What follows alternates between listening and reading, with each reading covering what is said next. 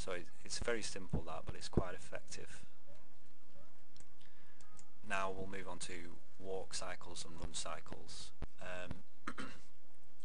I'm going to show you run cycles first because walk cycles are a bit longer and you can get away with doing a run cycle in 12 keyframes. Now I think your most crucial starting point is the legs in this sort of position, or alternatively when they're very close to each other. And it's not very complicated drawing this, but here the blue leg is straight, the one in front, and the back leg, the black one, the knee is bent and it's coming in front of the leg even though it's behind, and the foot is raised up so the heel is pointing north as the leg is coming round here, and the blue leg here is sliding back. So I've started with the legs sort of akimbo, like spread out as if it's prancing, and the blue leg here takes a step as the other one's sliding back to come forward, and then as it passes the leg at the pass point here, it comes out and does the opposite. And this symbol I did of Forest Law in a jumpsuit, it's really awful, but from this point here you can see how he sort of takes a step and then brings the other leg forward and then just repeats the process. It's kind of like he's taking a leaping step each time, and at this point here his feet are technically off the ground.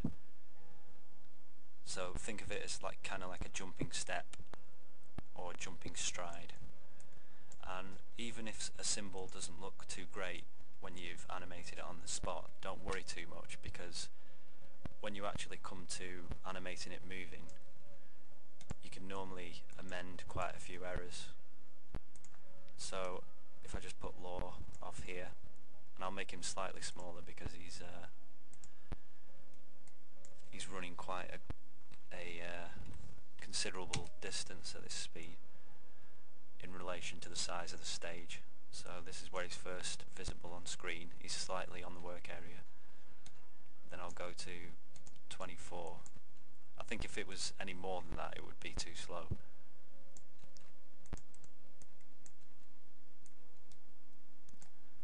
So often when these things are moving, they kind of come to life a bit more.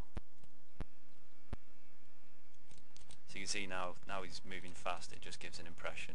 But I'm not very happy on that with that run cycle, but you've got the basic stages there.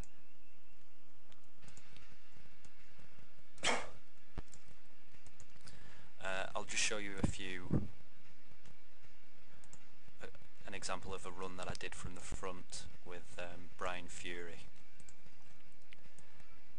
And I did this in the same manner as I did the Kenshiro walk cycle from the front.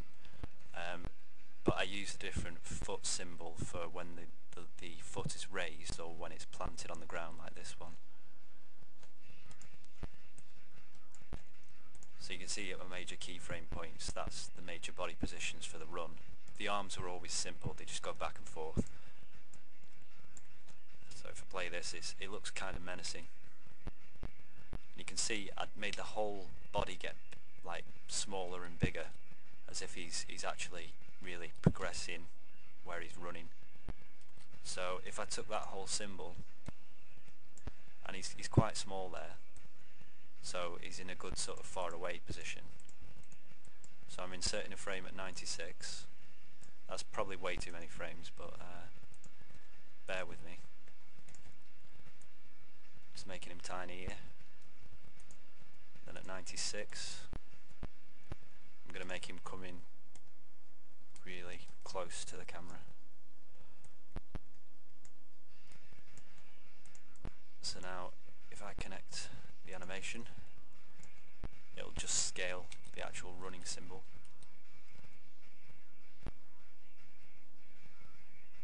And that's clearly not fast enough, but you definitely get the idea.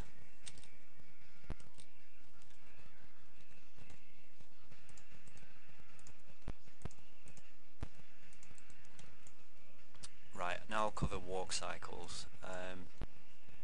think they're actually easier than run cycles.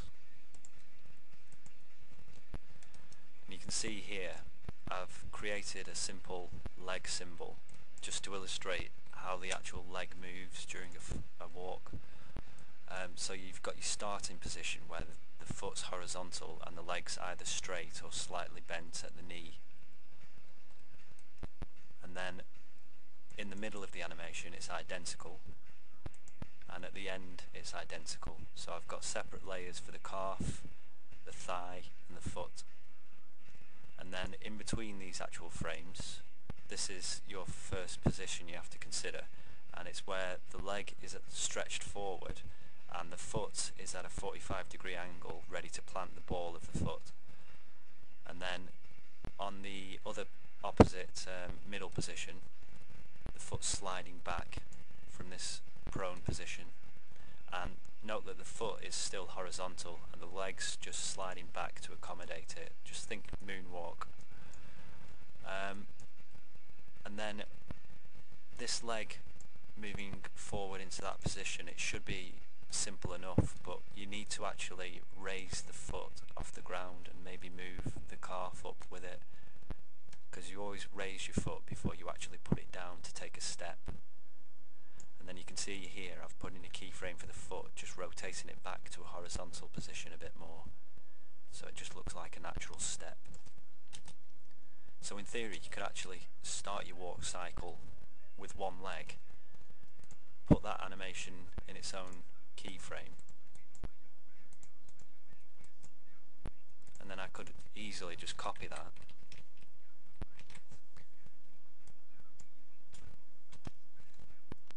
and then if I put a layer above with the new leg that I've just copied,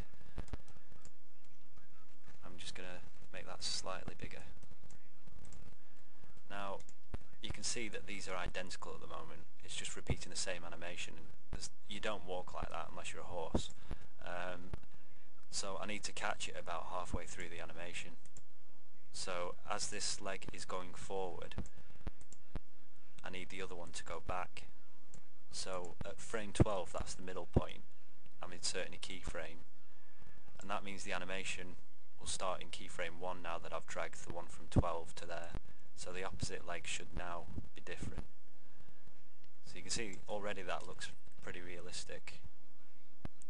And then you could build it up just by putting the body on top of there, and then get the arms. The arms are so simple. I mean, all you need to do is have the arms by the side, like so. And then, as this is the arm that's in front of everything, so you'd have an arm that's behind everything, and it basically moves in the opposite position to its parallel limb. So the front arm, back leg, front leg, back arm. So the back leg here is swinging forward, so the front arm swings forward with it.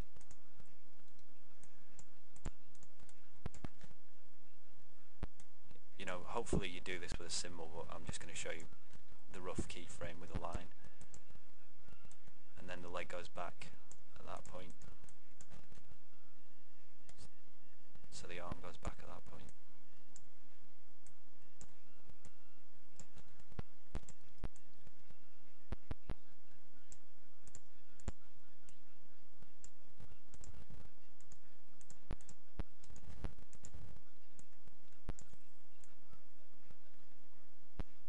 So you can see that's just a simple back and forth action.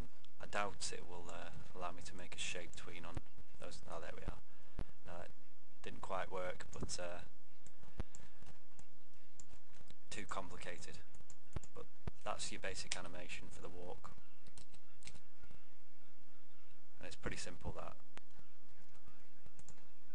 So you should be able to imitate those major keyframes and then build up your own walk cycles. You might want to have them bending down when the foot's at its sort of lowest position, or you might want to have them leaning forward, or you might want to have the head bouncing. Just try and think about the character that you're demonstrating and how they sort of move. You know, if it's quite a fat character and they're carrying a lot of weight, they might waddle back and forth when they're walking as the actual weight's shifting. Again, this is a simple walk cycle I did for Brian Fury from the side. And I've done the legs in exactly the same manner, but the arms just move back and forth and the head sort of tilts up and down. Very simple, but it looks quite effective. And I've also got him blinking there just to add a bit more realism to the actual thing.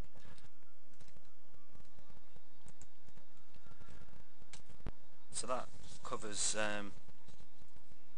pretty much everything you'd need to actually get started on your own animation. I haven't gone into great detail with the demonstrations because I want you to sort of learn this stuff for yourself and experiment a bit, and you need to really find your own niche and you find what makes life easiest for you and what you feel comfortable with, basically.